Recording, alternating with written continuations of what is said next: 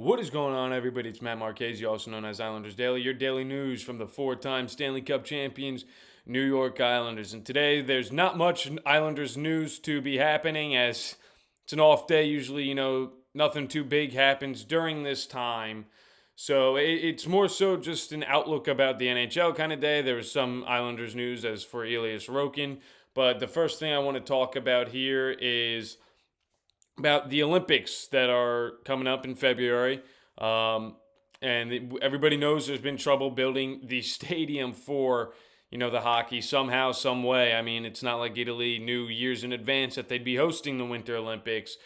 But Bill Daley says that the NHL and NHLPA will insist on getting the normal 200 by 85 foot NHL ice surface for the 2030 Olympics in the future. That's a necessity that's going to be here. And then before he even started about that, he said, Bill Daley, on how the NHL will approach a decision on the 2026 Milan Olympics. He says if the players feel that ice is unsafe to play on, then we're not going to play. It's as simple as that. So the NHL might not be in the Olympics this year when it was supposed to be. I don't know what that would mean for the other countries. I don't know if hockey just gets excluded from the Winter Olympics, which would be a shame. But if the players don't want to play on the ice that is not the right size, they're not going to go. So, and I don't know if, you get college kids or stuff like that. I'm not really sure on what the outlook is for here. If it doesn't occur, then the Olympics completely messed up. They dropped the ball and we'll be without hockey for 2026, which would be devastating, really. I mean, it's obviously my favorite thing to watch during the Winter Olympics. What else would it be? But yeah, that's devastating. That's why Bill Daley then said that they'll have them normalized for the 2030 Olympics. Essentially giving like a middle finger there a little bit, saying, hey, you better have the ice ready. You better have the ice ready, or, it's just kind of a joke, but is what it is. We'll have to wait and see on what occurs from the Olympics. I'll keep a tab on that. I'll keep you guys updated about it because it's not directly related to the Islanders, but there's possibility that some Islander players would play in the Olympics, and it's just an interesting thing to keep track of. So that's why I want to talk about it. And then for the NHL named Ilya Sorokin the first star of the week. He finished the week with a 3-0 record, a 1.33 goals against average, a 960 save percentage, and one shootout. And yeah, it's a well-deserved first star. Ilya Sorokin has been playing unbelievable hockey in recent times. Let's knock on wood to hope that he can keep that up, because he's been great ever since the new goalie coach came in. Even Patrick Watt said it during the media. He said, he's been great since the new coach came in, and it's really helped Sorokin. It seems like he's gained some confidence back. It seems that he is playing much better. So, yeah, we'll just have to keep hoping that this Sorokin is the one to show up. Hopefully he can win the star of the week for the coming weeks. Just keep winning it, keep bringing it home, because he's been playing great. He's been playing very good hockey, Ilya Sorokin.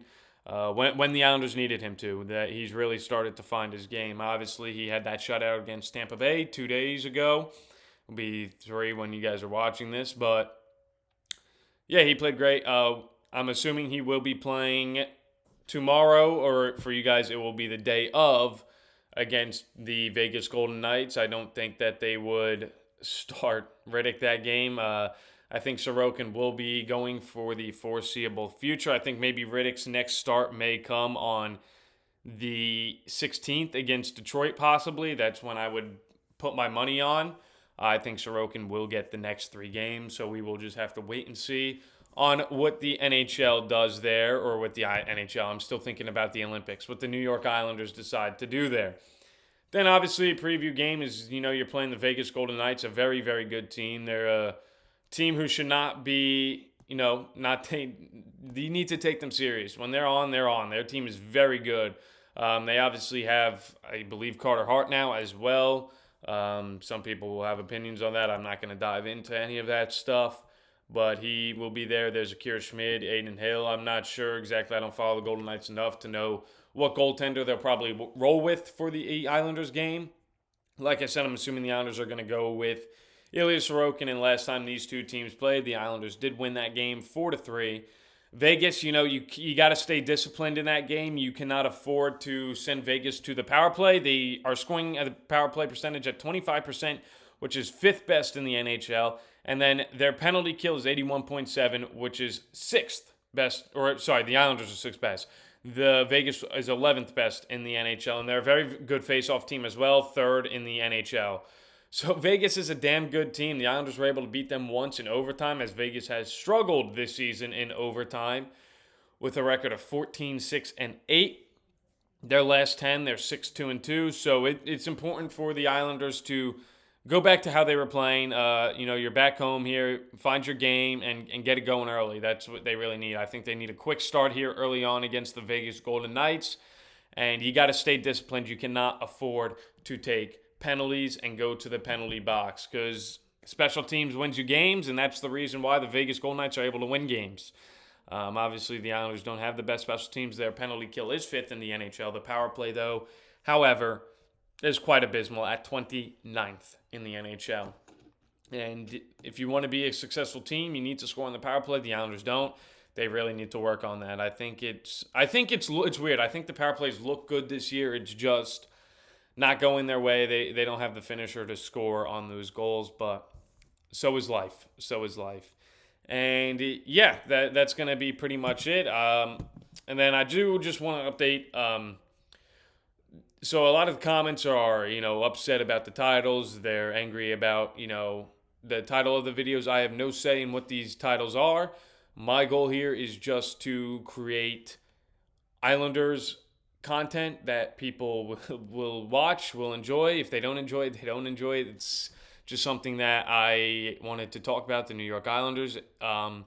So that's why in the comments section down below, if I know somebody constantly comments about the video titles. If it bothers you so much, you don't have to watch. I don't know why you feel the need every video just to say that. Again, I have no say on it. My main goal here is just to talk about the Islanders, talk about the content of the Islanders, try and grow a community of the people who want to talk about the Islanders, and have people in the comment section who talk about the Islanders and not the video titles. It's just kind of useless for you. It's kind of useless for me. It's just not my thing. I don't make the video titles, like I said. I just make the content about the Islanders. So when I'm getting just comments about the video titles, it's kind of disappointing. That's what I have to talk about in the video during the comment section, not about the Islanders and what people want to see. So yeah, like I said, if you're just going to comment about, the video titles, you don't need to watch the channel if it bothers you that much.